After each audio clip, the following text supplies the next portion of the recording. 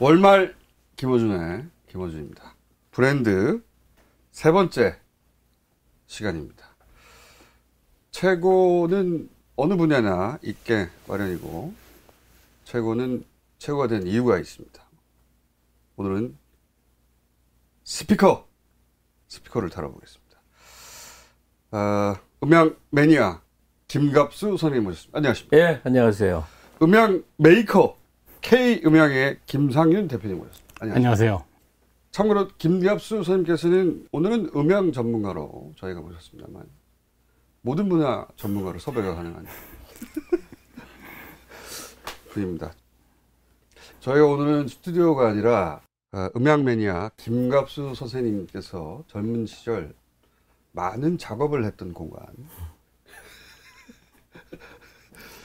개인 음향실로 왔습니다. 제 눈앞에는 이름 모를 가격을 알 수 없는 스피커들이. 이게 몇 조나 됩니까? 스피커만으로는 14조. 14조. 예, 이걸 울리는 앰프가 한 50 몇 조. 아, 이게 가격으로 따지면 대충 얼마나 되는지. 김어준 씨 출연료만큼은 안 될 것 같아요. 김 대표님이 보시기에 이 정도면은 이게 시가가 어느 정도 되는 겁니까, 이게? 이건 뭐 전부 다 희귀 아이템들이라 가지고 전부 다 앰프도 그렇고 스피커도 그렇고 돈으로 환산할 수 있는 그런 게 아니니까. 그래도 환산해 주세요. 모르는 사람들한테 고물이에요. 근데 오디오를 추구하는 사람들한테는 네. 이게 꿈이죠. 자, 우선 제가 이제 유일하게 알고 있는 스피커 브랜드는 뱅앤올룹슨. 기기라기보다는 이제 인테리어 가깝죠. 예. 요거 블루투스로 제가 하나 가지고 있습니다. 네. 그리고 제가 또 알고 있는 이 음향 분야의 이야기는 황금기가 존재한다. CD를 들으면 그 CD 제작사를 알 수 있다. 소리를. 건전지가 뭐냐에 따라 소리가 달라질 수 있다. 뭐 굉장히 심한 소리 아니에요? 아니, 제가 들은 이야기. 네. 에너자이저냐 네. 아니면 뭐 두랴셀이냐에 따라 소리가 다 다르다. 제가 들은 것 중에 가장 그 끝판왕은 이 전기. 이 전기가 이게 화력발전소에서 나오는 거야. 화력발전소에서 나오면 이제 볼륨감이 좋다, 소리가. 그 다음에 이제 원전에서 나온 전기를 사용하면 소리가 까끌까끌하다. 수력발전이 가장 이 조화롭고 이제 분리감이 좋다. 이런 얘기를 제가 본 적이 있습니다. 그래서, 이 분야도 미친 사람들이 많구나. 맞아요. 정말 미친 사람들입니다. 일본 사람은 그 자기 주변에다가 전신줄을 하나 세워요. 진짜로? 예. 예. 이 오디오가 구라의 세계니까 좀 뭐 화력 발전, 수력 발전 심한데 네. 실제로 있었던 것 중에 제가 황당하게 여긴 거는 하현상 선생이라고 이제 오도팔이라고 부르는 유명한 분이 있는데 매니아 세계에서도 그 분야의 이제 그 거성 같은 분인데 그 예전에는 어스가 항상 문제였던 거예요. 옛날엔 다 단독주택이니까 이제 선을 이렇게 길게 뽑아서 마당에 땅에 묻는데 접지 않은데 잘 안 되는 거예요. 네. 그래서 온갖 걸 실험한 결과 그분이 내린 결론이 그 접지 판에다가 자기 똥을 같이 넣어서 묻었더니 완벽하게 접지가 되더라. 이게 접지의 왕이다. 접지기의 그리고 똥. 주장하길 자기 똥이 좋다. 개똥 같은 거 말고 뭐 그런 제정신을 잃은 상태가 아니겠는가. 매니아가 아닌 일반인들 보기에는. 그러니까는요. 예. 예. 그리고 이제 흔하게는 뭐 케이블 그 전파상에서 1,000원에 1m짜리 사서 쓰면 될 것 같은데. 어떤 사람이 케이블 바꿈질을 막 하다가 어느 날 용산에서 130만 원짜리 전원 케이블을 들고 나오면서 130만 원짜리. 거기 옆에 이제 냉장고 파는 데가 있었대요. 자기 부인이 저 냉장고 하나 가고 싶어 하는데 이거 그거보다 비싼 건데. 이 케이블. 그러면서 자책을 하던 그런 글도 있었어요. 케이블 얘기는 사실 끝도 없는 게 그 약간 속임수 비슷한 거거든요. 블라인드 테스트 하면 막 틀리고 그러는데 제가 겪은 거는 뭐냐면 이게 사전 설명이 좀 있어야 되는데 하여튼 옛날 오디오 하는 사람하고 현대 오디오를 하는 사람이 있어요. 이게 나뉘어 세 개가 달라요. 이제 현대는 디지털 넘어왔으니까. 예. 그리고 현대 오디오, 그러니까 하이엔드라고 하는 걸 하는 사람들에게 케이블이 더 중요한 가치를 가져요. 아, 그래요? 옛날 오디오는 오히려 전달력이나 투명도가 낮은 게 오히려 좋다는, 지금 눈앞에 이 하스필드라고 하는 아주 오디오 사회에도 빛나는 꿈의 오디오를 드디어 구해서 이걸 잘해보려고 별 짓을 다 하는 거예요. 카다스니 뭐니 그렇죠. 온 세상에 그러니까 안 맞는 거야 사실은. 비싼 걸 다 했어. 아, 그 케이블마다 또 브랜드가 있나 보죠? 다 있죠. 그럼요. 유명한 브랜드 많죠. 저버상에 가면 그냥 메타에 1,000원짜리 해도 전기적 상식에서 보자면 이게 똑같은데. 기본은 몇백만 원 드는 선으로 이제 다 했어. 예. 근데 늘 뭔가 마음에 안 들었다가 선수가 한번 왔길래 예. 뚝 뜯어서 저 내부에도 선으로 연결됐을 거 아니에요. 예. 정말 전파상 100원짜리 중에 연결돼 있는 거야. 아, 그 안은 정말 싸구려도 최악의 선이 있어요. 그걸로 다 배선이 돼 있더라고. 안에는. 예. 근데 웃긴 게 그래갖고 이제 분기탱천에서 그걸 다 떼어내고 세상에 좋다는 선으로 다 그 한 서너 명이 앉아서 에나멜을 도르코 면도날로 하루 종일 베끼는 일이 있었어. 하여튼 그 짓을 해서 했는데 결론 소리가 더 안 좋아진 거예요.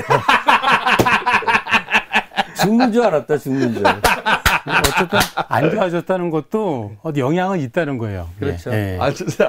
소리가 그러니까 날카로워진 거예요. 전달력이 세지면서. 아, 선생님도 멀리 다녀오셨군요. 튜닝의 끝은 순정이다가 여기도 적용되는 거군요. 그 말하자면 그런 겁니다. 예. 자, 가도 끝이 없어서 결국은 이제 집을 새로 짓는 데까지 가게 돼 있다, 이게. 왜냐하면 오디오라는 기계가 반이고 나머지 반은 공간이 울려주는 거거든요. 그러니까 대부분 아파트에 사시니까 좋은 기계 갖다 놓고 모기 소리만큼 울려요. 가슴 아프. 우리나라만의 현실이죠. 그 아파트를 팔고 그 아파트를 팔고 장흥이나 강화도에 가면 그렇죠. 이 서울 도심가 아파트에 반값이면 하거든요. 아는 분들이 오디오 하는 분들은 지금 가 있어요. 다 있어요. 네. 그래서 도심가에서 오디오를 하기 어려운 거는 좋은 음향은 넓이가 아니라 천장의 높이가 높아야 되는 거예요. 그래요? 성당의 음악 소리가 좋게 들리잖아요. 그 회절 과정에서 좋은 울림을 안겨준 건데 우리나라는 어떤 건물에도 높은 천장이 없는 거예요. 그렇죠. 그게 제일 어려운 난점이에요. 그러니까 지워버리는 수밖에 없는 거죠. 결국은 그 음향에 맞는 공간을 자기가 소리 1파장의 길이가 얼마입니까? 340m예요. 그렇죠. 예. 그러면 340m. 예, 10Hz는 얼마예요? 34m예요. 그렇죠. 예. 그럼 100Hz는 얼마? 3.4m. 예. 그러면은 우리가 보통 간섭을 많이 느끼는 뭐 150Hz, 200Hz 저역이다. 그러면은 1.5에서 2m 정도. 그러면은 그 정도 되는 직경에 에드발론이 둥둥 떠다닌다고 생각하면 돼요. 예. 그러면은 낮은 천장에서는 금방 부딪혀서 딴 데 가고 그럼 혼란스러워져요. 근데 천장이 높아지고 공간이 넓으면은 그런 막 떠다닐 수 있으니까 그런 커다란 공도 둥둥 떠다닐 수 있단 말이죠. 그날 더 못하면 눈앞에 스피커에서 소리가 나오니까 우리는 스피커의 음향을 듣는다고 되게 생각을 하잖아요. 근데 실제 스피커에서 내 귀에 전달되는 직접 음은 30% 내외예요. 아, 나머지는 반사돼가지고. 나머지가 부딪혀서 오는 맞아요. 소리예요. 그러니까 공간이 얼마나 중요하냐. 그래서 사람들이 스피커 하다가 나중에 집 짓는다는 거 아닙니까? 그리고 이혼당하고. 그렇죠. 이혼당하고. 가산을 탕진하고 그렇게 되는 거 아니에요? 그래서 용어를 데드하냐 라이브하냐 이렇게 표현을 하는데 너무 소리가 먹혀버리면 소리가 답답해진 걸 데드하다 그러고 유리창 같은 데 탱탱 부딪혀서 귀를 울린 걸 라이브하다 그러는데 잠깐만, 이 전문 용어구나, 이 세계에서. 거기서 굉장히 균형점을 찾는데 그 균형점을 찾게 하는 별별 이제 복잡한 기계들이 있어. 저도 막 해봤는데 다 꽝이었어. 최고는 뭐냐? 박수야. 룸 튜닝이라고 표현하는데 이 공간을 튜닝해서 소리가 잘 울리게끔 별짓을 다 하는데 그 좋은 상태를 확인하는 게 최종적으로 박수를 쳐서 확인한다는 걸 깨닫고 너무 허무했다 이거예요. 아, 이게 근데 잠깐만요. 이게 전문 용어는 아니에요. 데드하다, 라이브하다. 데드하다는 건 소리가 흡수가 많은 거예요. 잔향이 적고 메아리가 전혀 없다. 잔향이 퍽 하는 거예요. 퍽 하고 소리가 들어가 버리는 거죠. 근데 여기 사방이 유리가 돼 있다. 그러면은 그 소리가 유리로 다 반사돼요. 잔향이 생기죠. 소리를 많이 접해본 사람은 그 공간에 들어가 보기만 해도 귀로 들리는 소리가 달라요. 그러면 대도할수록 좋은 겁니까? 아니죠. 균형점이 중요한 건데 예. 최종적으로 내가 청취 위치에 앉아서 저 멀리에서 예. 가령 클래식을 듣는다고 그래봐요. 예. 그럼 거대한 소리의 파도가 너울너울 치면서 밑에서 쫙 깔려와서 내 몸을 흔드는 거야. 귀로 듣는 건 조금 이거 몸으로 듣는 거예요. 그 올가즘을 느끼려고 하는 거니까 그럴 때 이제 데드와 라이브의 균형점을 찾는 거는 스스로 해가면서 하는데 사람의 귀의 성분과도 굉장히 작용하는 것 같아. 예를 들어서 절대 음감이 있다고 하는 사람처럼 가청 주파수 대역대를 아주 세밀하게 구분해서 그러니까 우리가 되게 800Hz 내외를 들어요. 그러니까 예, 원래 어린아이들 귀가 제일 밝아요. 그리고 나이 들면서 네. 고역대로 조금씩 고역이 안 돼요. 예, 청감이 롤오프 돼가는 거거든요. 롤오프. 뭐 저기 60대 이렇게 되면은 13kg, 15kg. 나 만헤르츠도 안 들려요. 예. 그러니까 그렇게 된다니까. 7천, 8천에서 끝나. 지금 이 잘 매니아들끼리 만나가지고 너 몇 천 대까지 듣냐? 이 세계에서는 이제 너 늙었어? 그럴 때 너 롤오프야 자식아 이거예요? 집에 가 롤오프. 아 롤오프. 예. 데드라이브. 소리를 위아래 깎아버리는 건데 예. 요즘 우리가 저렴한 가격의 블루투스 스피커나 예. 휴대폰 이런 거 들을 때 예. 다 위아래가 잘린 중역을 듣는 거예요. 근데 이런 이제 본격 오디오 같은 거는 전대역을 커버하려고 그래요. 거의 뭐 20Hz서부터 2만 Hz 이상까지를 다. 뭐 2만은 못 듣잖아요 사람이. 근데 안 듣는데 느껴져요 다. 미술에 몰두하는 사람이 회화 작품을 보거나 이게 전시된 걸 볼 때 보이지 않는 것도 보인다고 그러거든요. 거기 상상이 붙죠. 그렇죠. 근데 음향 세계도 같아요. 맞아요. 예, 그래요. 지금 귀에 쨍하고 들리는 소리 외의 여운들, 그 여운을 신체적으로도 느끼고 이렇게 상상 세계에서도 느끼고 하여튼 느껴진다는 거예요. 트위터 같은 게 아주 극단적으로 초고음을 내거든요. 트위터랑은 그러니까 고음, 스피커에 초고음. 소리를 내는 이제 유니트가 있어요. 근데 맨 위에 높은 소리를 내주는 게 있는데 슈퍼 트위터라고 그래서 거의 안 들려. 근데 들려. 그걸 빼버리잖아요. 네. 그럼 소리가 되게 이상해. 뭐가 뺀 걸 알았기 때문에 이상하게 느끼는지. 그럴 아니, 수도 있는데 먹먹해요. 뭐가 이상해. 거의 속임수니까. 근데 몸으로 느낀다고 그러는데 몸으로 어떻게 예, 느낀다는 겁니까? 그게 느껴져요. 어떻게 해요? 예, 그러니까는 아주 그 고역이 개방돼 있다는 느낌과 개방이. 예, 뚜껑을 닫아놓고 듣는 느낌 그게 느껴진다고요. 자, 모르는 이야기들 많이 하셨는데. 자, 그럼 본론으로 이제 들어가고 있습니다. 우선 어쩌다가 이 음향의 세계에 매료되신 겁니까? 그 사람은 청소년기를 죽을 때까지 산다고 난 느껴요. 그 시절에 알던 친구들을 지금 모습을 보면 그때 간절했던 거를 해결하느라고 일생을 살더라고. 심지어 생각도 안 변해요. 사람은 그때 다 만들어진다고 느끼는데. 저는 안 그런데. 근데 저는 중학교 접어들 때 누구네 집에 가서 헤드폰으로 뭘 듣는데 굉장히 놀라웠죠. 아, 있는 집이었구나. 예, 아메리칸 탑4라고 AFKN에서 이제 팝송을 틀어주면 진짜 너무 좋은 거예요. 그러니까 이게 의미하는 바는 뭐냐면 기질의 문제다. 어떤 친구는 볼 차는 게 좋고 나는 소리 같은 게 좋았어요. 그런데 그리고 이제 고등학교 때부터 클래식 음악 감상이 르네상스에 거의 살다시피 하니까. 르네상스는 그 당시 음악 감상실. 그럼요. 예. 대단한 곳이었지. 예, 그래서 근데 늘 없어. 돈이 없고 음반이 없고 시간이 없고 공간이 없고 늘 모든 것이 결핍이에요.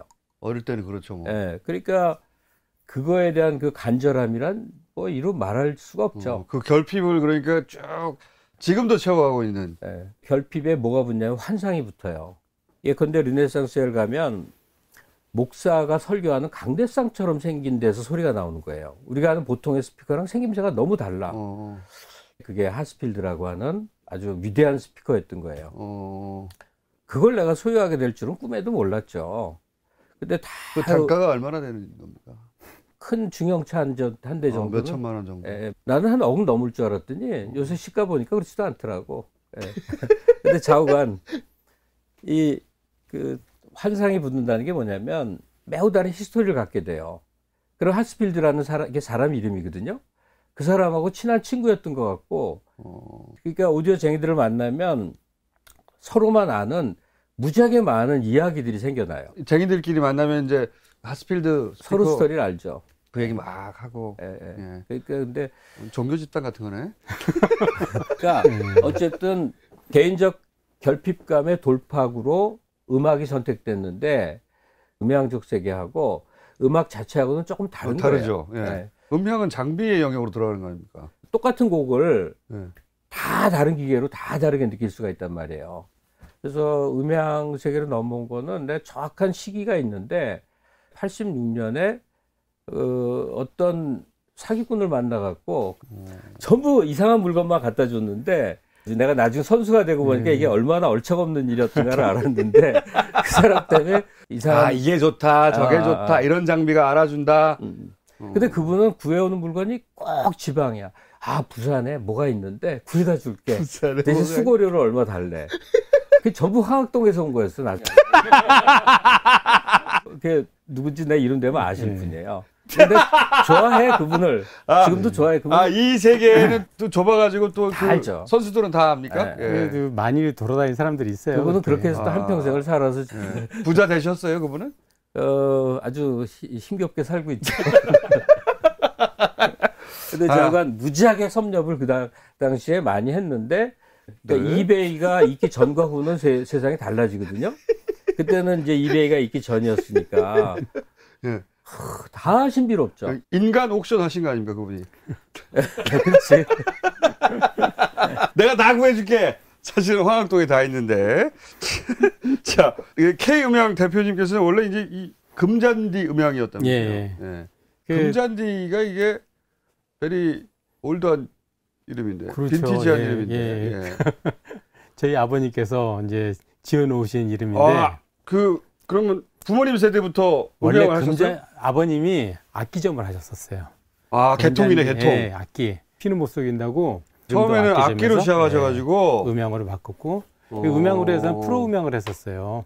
프로 음악이라는 건 뭐? 프로 음향은 이제 그 마이크를 가지고서 그 대중 앞에서 세팅하고 이렇게 대형 음향. 음악 감상용이 아니라 PA 장비라고 그래서 야외에서 뭐 연설하고 뭐 그런 데 쓰는. 요즘 제일 대표적인 게 교회. 그다음에 나이트클럽 이런 데 음향. 나이트클럽은 굉장히 섬세해요. 제가 뭐라고 안 그랬는데. 예. 나이트클럽에 음향 세팅하러 가면은 전부 다 완전히 마스터예요, 제가. 제 말 안 들으면은 누구도 저걸 못하니까. 예. 감탄까지는 나오지 않네요, 근데. 그렇죠. 그런데 장비를 만들기 시작하신 그러다가 거죠. 이제 하이파이를 하게 된 거죠.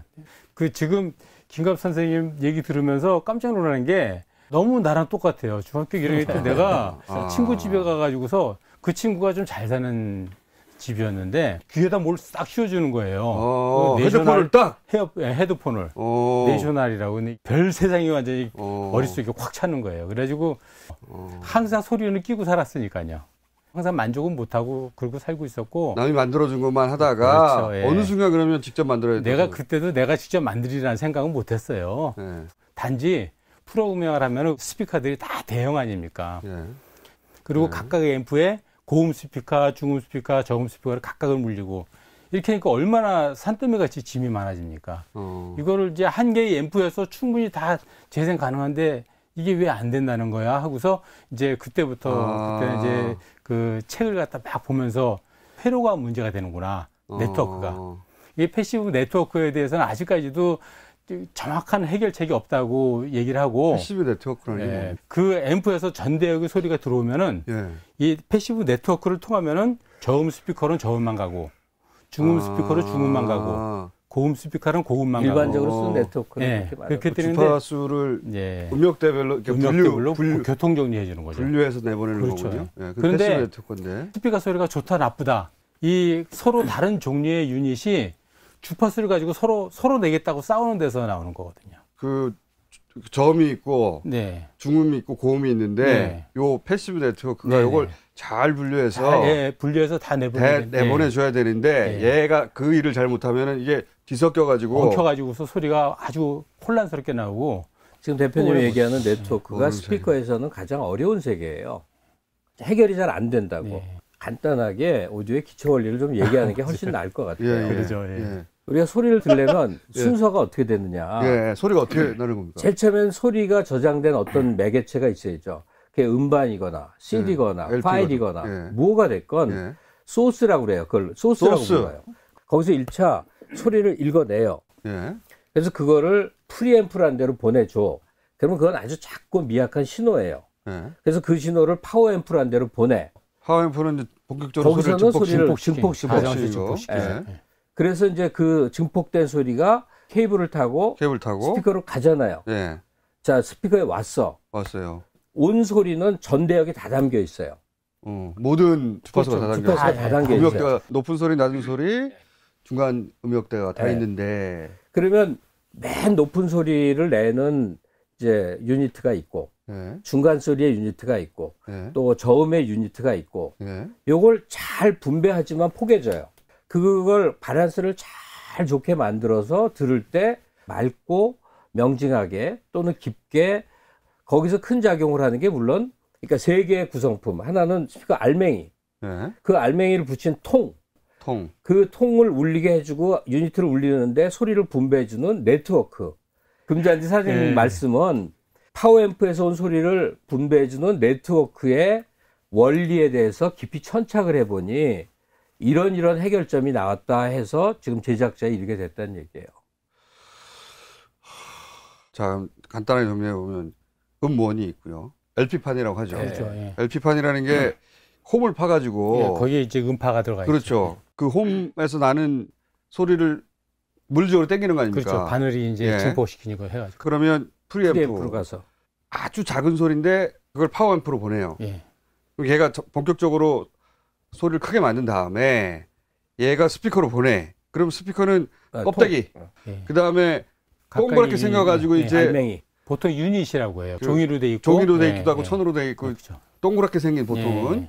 근데 이제 여기까지 도달할 때는 모든 음역대가 있는데 얘를 패시브 네트워크가 음역대별로 잘 분리해야 되는데 요 분리를 어떻게 하느냐, 요 조합을 어떻게 하느냐에 따라 이제 기술력이 달라지고 음색이 달라지고 그렇죠. 취향에 따라 달라지고 그런 겁니까? 그렇죠. 그러면 결국은 이 패시브 네트워크의 조합에 따라 사람들이 나는 이 스피커 좋아, 이제 매니아들이 나는 이쪽이 더 내 취향에 맞아 이렇게 갈리는 겁니까? 그렇죠. 그렇게 되면 그런데 얘기가 너무 안 된 거고.